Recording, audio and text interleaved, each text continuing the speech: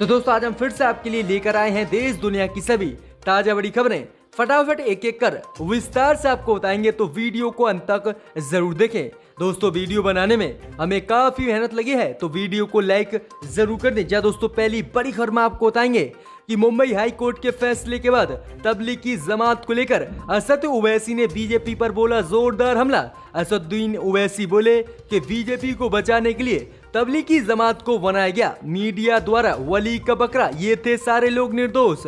इस बीच अगली बड़ी खबर में आपको बताएंगे कि भारत के बाद चीन ने नेपाल के 7 जिलों की हड़पी जमीन दोलखा में 1.5 किलोमीटर भीतर घुसा नेपाल के चीन, नेपाल में मचा हड़कंप। इसी बीच अगली बड़ी खबर में आपको बताएंगे कि ब्रह्मांड राजनीति पर बोले सीएम योगी आदित्यनाथ, राम भक्तों पर गोलियां चलाने वाले आज बांट रहे हैं समाज को।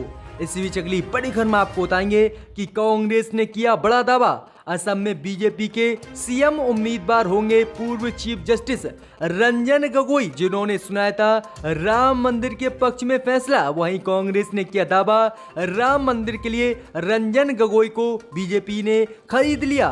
इसी बीच अगली बड़ी खबर में आपको बताएंगे कि चीनी कंपनी टिकटॉक ने किया बड़ा दावा, डोनाल्ड ट्रंप की धमकी के बावजूद भी अमेरिका में बैन नहीं होगा टिकटॉक, लगातार चलता रहेगा, ट्रंप की बड़ी मुश्किलें। इसी बीच अगली बड़ी खबर में आपको बताएंगे कि बीजेपी की उत्तर प्रदेश में बड़ी मुश्किलें, नकली किताबों के गोरख धंधे में बीजेपी नेता शामिल, मेरठ में मिली 35 करोड़ रुपए की एनसीईआरटी की डुप्लीकेट किताब, अखिलेश यादव ने भी बोल दिया जोरदार हमला। इस बीच अगली बड़ी खबर में आपको बताएंगे कि तबलीगी जमात के केस पर मदनी ने मुंबई हाई कोर्ट फैसले का किया स्वागत, बताया ऐतिहासिक, कहा इस कोर्ट की तरह ही सुप्रीम कोर्ट भी ले सीख और सुनाए अच्छे फैसले।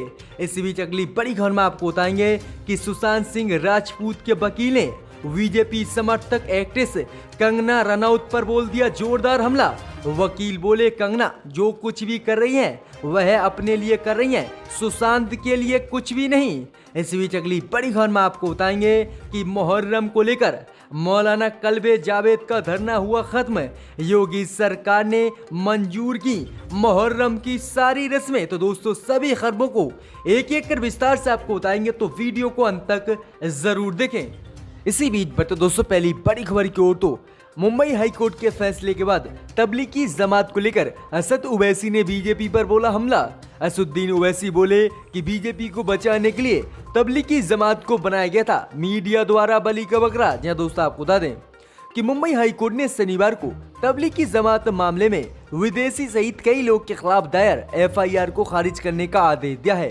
कोर्ट के इसी फैसले के बाद हैदराबाद से सांसद असदुद्दीन ओवैसी ने बीजेपी पर हमला बोला है। असदुद्दीन ओवैसी ने ट्वीट कर कहा कि बीजेपी महामारी के संभावित खतरे को देश में कम कर रही थी। बीजेपी को आलोचना से बचाने के लिए मीडिया ने तबलीगी जमात को वली का बकरा बनाया। इस प्रचार के परिणाम स्वरूप पूरे भारत में मुसलमानों को भयानक घृणा, अपराधों और हिंसा का सामना करना पड़ा। आगे असदुद्दीन ओवैसी ने कहा कि जिस तरह से मुंबई हाई कोर्ट ने औरंगाबाद की पीठ ने साल के मार्च में दिल्ली में तबलीगी जमात के कार्यक्रम में भाग लेने वाले विदेशी नागरिकों को इंसाफ दिया है, उस पर मुझे गर्व होता है। आगे असद ओवैसी ने कहा कि जिस तरह से मीडिया द्वारा तबलीगी जमात और मुसलमानों को कोरोना महामारी को लेकर बदनाम किया गया था, उससे आज मुसलमान और कल मुसलमान बहुत शर्मिंदा हुए थे। आगे असदुद्दीन ओवैसी ने कहा कि मैं इस फैसले का बहुत स्वागत करता हूं और मैं चाहता हूं कि इस तरह के फैसले सुप्रीम कोर्ट भी सुनाए। तो ये काफी बड़ा हमला असद ओवैसी ने बीजेपी पर बोला है।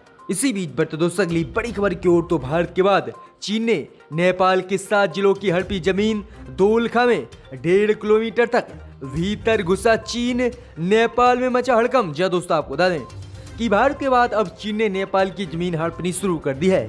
जो दोस्तों आपको बता दें कि नेपाल के प्रधानमंत्री केपी शर्मा ओली के मौन समर्थन के साथ ही चीन कई स्थानों पर नेपाल की भूमि पर कब्जा करता जा रहा है।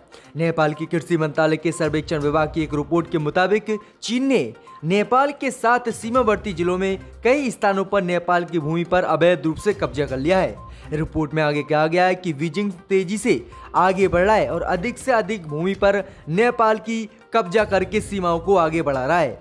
माना यह भी जा रहा है कि वास्तविकता ज्यादातर बदतर हो सकती है, क्योंकि नेपाल कम्युनिस्ट पार्टी और चीनी कम्युनिस्ट पार्टी के विस्तारवादी एजेंडे पर चुप्पी साधे हुए है। वहीं नेपाल के दोलखा, गोरखा, दार्चुला और कई जिलों पर जो है चीन ने कब्जा कर रखा है। वहीं आपको बता दें कि अंतर्राष्ट्रीय सीमा से 1.5 किलोमीटर चीन नेपाल में अंदर घुस चुका है। वहीं आपको बता दें कि 57 पिलर को भी चीन ने खत्म कर दिया है, जो काफी चिंताजनक है। वहीं इसी तरह मोदी सरकार भी चीन मुद्दे पर भारत में चुप रहती थी और वही चुप्पी जो है नेपाल की सरकार ने भी साध रखी है, जो इनको काफी बड़ा नुकसान कर रही है। और लगातार चीन भारत के बाद अब नेपाल की जमीन को हड़प रहा है। इसी बीच बैठे दोस्तों अगली बड़ी खबर की ओर, तो ब्रह्मांड राजनीति पर बोले सीएम योगी आदित्यनाथ।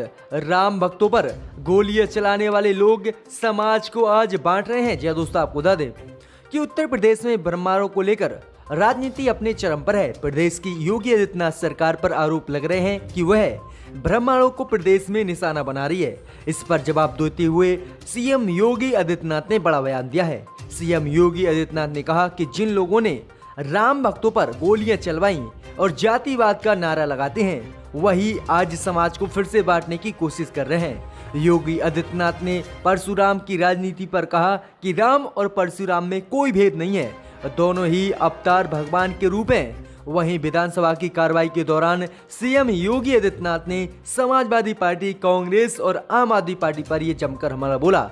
वहीं राम भक्तों पर गोली चलवाने वाले बयान पर जो है सपा पर हमला बोला, क्योंकि जब अयोध्या में बाबरी मस्जिद को तोड़ने के लिए राम भक्त गए थे, तब सपा ने राम भक्तों पर और बाबरी मस्जिद बचाने के लिए राम भक्तों पर गोलियां चलवाई थी। और इसी का जिक्र आज योगी आदित्यनाथ ने किया है। तो ये काफी बड़ा बयान योगी आदित्यनाथ ने दिया है। इसी बीच बढ़ते दोस्तों अगली बड़ी खबर की ओर, तो कांग्रेस ने किया बड़ा दावा। असम में बीजेपी के सीएम उम्मीदवार हो सकते हैं पूर्व चीफ जस्टिस रंजन गोगोई, जिन्होंने सुनाया था राम मंदिर और बाबरी मस्जिद का फैसला। जी दोस्तों, आपको बता दें कि असम के पूर्व मुख्यमंत्री और दिग्गज कांग्रेस नेता तरुण गोगोई ने दावा किया है कि देश के पूर्व चीफ जस्टिस रंजन गोगोई राज्य में बीजेपी के मुख्यमंत्री पद के उम्मीदवार हो सकते हैं। असम में अगले साल विधानसभा चुनाव होने हैं। वहीं गोगोई ने शनिवार को मीडिया से बातचीत में कहा कि मुझे अपने सूत्रों से जानकारी मिली है कि देश के पूर्व चीफ जस्टिस रंजन गोगोई, जिन्होंने राम मंदिर का फैसला सुनाया था, वो बीजेपी के मुख्यमंत्री पद की लिस्ट में है। मुझे लगता है कि उन्हें असम का अगला मुख्यमंत्री बीजेपी बनाएगी। आगे उन्होंने कहा कि पूर्व चीफ जस्टिस रंजन गोगोई से राम मंदिर का फैसला आने के बाद बीजेपी खुश है और इसी खुशी को लेकर उन्होंने राज्यसभा भी बीजेपी ने उन्हें भेजा और आगे जो है असम का मुख्यमंत्री उन्हें बनाएगी बीजेपी। तो ये काफी बड़ा हमला उन्होंने बोला। उन्होंने कहा कि बीजेपी के हाथों पूर्व चीफ जस्टिस बिक गए थे और इसीलिए उन्होंने राम मंदिर के पक्ष में फैसला सुनाया था। और इसका आपने उदाहरण भी देखा कि किस तरह से राज्यसभा सीट के लिए पूर्व चीफ जस्टिस तैयार हो गए थे। तो ये काफी बड़ी अपडेट निकल कर आ रही है कि पूर्व चीफ जस्टिस असम के अगले बीजेपी मुख्यमंत्री हो सकते हैं। इसी बीच बढ़ते दोस्तों अगली बड़ी खबर की ओर, तो चीनी कंपनी ने किया बड़ा दावा। डोनाल्ड ट्रंप की धमकी के बावजूद भी अमेरिका में बैन नहीं होगा टिकटॉक। वहीं चीनी एप्लीकेशन टिकटॉक पर 15 सितंबर से लागू होना है अमेरिका में बैन। जी दोस्तों, आपको बता दें कि टिकटॉक की चीनी कंपनी बाइडेंस ने एक बड़ा बयान दिया है। उन्होंने कहा है कि अमेरिका के राष्ट्रपति डोनाल्ड ट्रंप की धमकी के बावजूद भी अमेरिका में टिकटॉक बैन नहीं होगा और ये लगातार चलता रहेगा। वहीं आपको बता दें कि पिछले दिनों ट्रंप प्रशासन ने टिकटॉक चाइनीज ऐप पर बैन लगाने को मंजूरी दी थी और इसके ऊपर अमेरिकी राष्ट्रपति डोनाल्ड ट्रंप ने साइन भी कर दिए थे। लेकिन डोनाल्ड ट्रंप के साइन के बाद ही अब चीनी कंपनी ने बड़ा बयान दिया है। चीनी कंपनी ने कहा है कि अमेरिकी राष्ट्रपति डोनाल्ड ट्रंप ने टिकटॉक को अमेरिका में बैन करने का जो प्रस्ताव पास किया था, उसके बावजूद भी टिकटॉक अमेरिका में बैन नहीं होगा और ये लगातार अमेरिका में चलता रहेगा। वहीं आपको बता दें कि इससे पहले भारत ने भी टिकटॉक को पूर्ण रूप से भारत में बंद कर दिया था और इसी तर्क पर अमेरिकी राष्ट्रपति डोनाल्ड ट्रंप ने भी बैन किया है। लेकिन अब टिकटॉक ने वादा किया है कि ट्रंप की धमकी के बावजूद भी ये अमेरिका में बैन नहीं होगा। इसी बीच बढ़ते दोस्तों अगली बड़ी खबर की ओर तो उत्तर प्रदेश में बीजेपी की बड़ी मुश्किलें। नकली किताबों के गोरख धंधे में बीजेपी नेता शामिल। मेरठ में मिली पुलिस को 35 करोड़ रुपए की नकली किताबें। अखिलेश यादव ने मोदी और योगी सरकार पर बोला जोरदार हमला। जहाँ दोस्तों आपको बता दें कि मेरठ में एनसीईआरटी की डुप्लीकेट किताबें छापने का पर्दाफाश हुआ है और ये किताबें कोई और नहीं बीजेपी नेता अपने घर में छपवाता था। वहीं यूपी एसटीएफ और मेरठ पुलिस के ज्वाइंट ऑपरेशन में 35 करोड़ की डुप्लीकेट किताबें पकड़ी गई हैं। वहीं 6 प्रिंटिंग मशीन भी पकड़ी गई हैं। इस मामले में जानकारी मिल रही है कि दर्जनबंद लोगों को भी पुलिस ने हिरासत में लिया है। वहीं आपको बता दें कि एनसीईआरटी की डुप्लीकेट किताबें छापने का जो भी काम करता था वो भाजपा नेता संजीव गुप्ता का बेटा करता था और सचिन और कुछ अन्य लोग के खिलाफ परतापुर थाने में पुलिस ने खुद ही एफआईआर दर्ज कराई है। वहीं इस मामले के सामने आने के बाद सपा प्रमुख अखिलेश यादव ने भी जोरदार हमला बोला है। अखिलेश यादव ने कहा कि शिक्षा नीति में बदलाव करने वाली बीजेपी पहले अपने उन नेताओं की नैतिक शिक्षा का पाठ पढ़ाए जो करोड़ों रुपए की नकली किताबों के गोरख धंधे कर रहे हैं। मीडिया के अनुसार मामले का मास्टरमाइंड संजीत गुप्ता बीजेपी नेता है और यही किताब छापता था। तो किस तरह से उत्तर प्रदेश में बीजेपी नेता ही देश को बर्बाद करने पर तुले हुए हैं।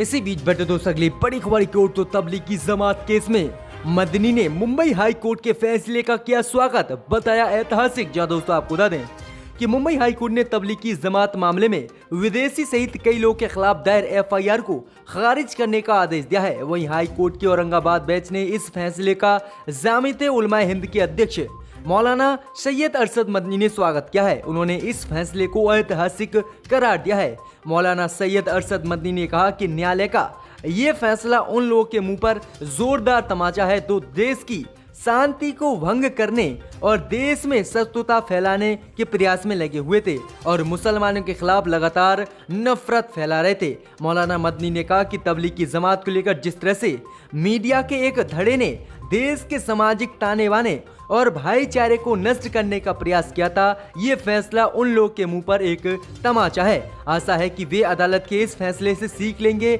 और महात्मा गांधी के देश में शत्रुता की जगह प्यार और मोहब्बत को बढ़ाने का प्रयास करेंगे। तो ये काफी बड़ा हमला जो है बोला है। इसी बीच बढ़ते दोस्तों अगली बड़ी खबर की ओर तो सुशांत सिंह राजपूत वकील ने बीजेपी समर्थक एक्ट्रेस कंगना रनौत पर बोला जोरदार हमला। कहा कंगना जो कर रही हैं वो है अपने लिए कर रही हैं, सुशांत के लिए नहीं। जब दोस्तों आपको बता दें कि बॉलीवुड एक्टर सुशांत सिंह राजपूत के निधन के बाद से ही एक्ट्रेस कंगना रनौत लगातार उनके लिए न्याय की मांग कर रही हैं, लेकिन अब सुशांत सिंह राजपूत के वकील विकास सिंह ने ही कंगना रनौत पर निशाना साध दिया है। हाल ही में विकास सिंह ने कहा कि कंगना ना तो सुशांत की प्रतिनिधि हैं और ना ही दोस्त हैं, वो सिर्फ फिल्म इंडस्ट्री की समस्याओं को सामने ला रही हैं।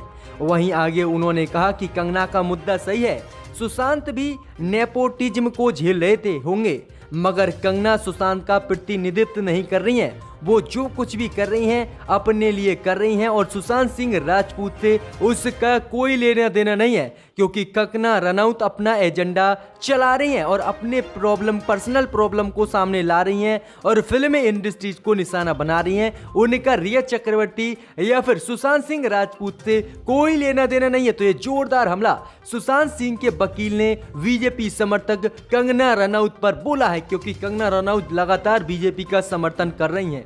इसी बीच बढ़ते दोस्तों अगली बड़ी खबर की ओर तो मौलाना कल्बे जावेद का धरना खत्म, योगी सरकार ने मंजूर की मांगे। जब दोस्तों आपको बता दें कि शिया धर्मगुरु मौलाना कल्बे जावेद ने शनिवार देर रात लखनऊ के इमामबाड़ा में जारी धरना प्रदर्शन खत्म कर दिया है।